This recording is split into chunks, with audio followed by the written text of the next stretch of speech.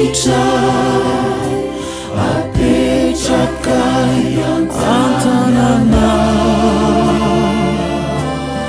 ty fiangonana ity mandalo tafio-drivotra izay marokoy reo fakampanay ka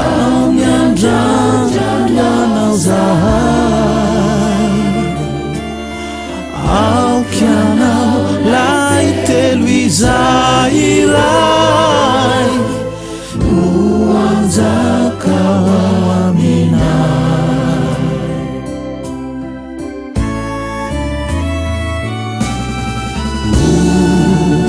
ozan-dranomasina lalovana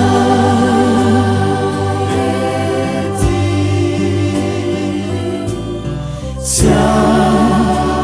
akivy anay raha toka eminanao tsy okivirayo reo voafidinao momba tahir amasire reo vahoakanao andriamanitro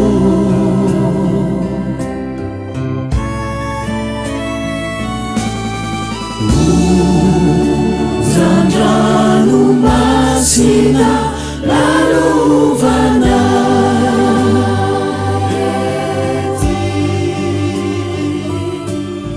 tsy akivy anay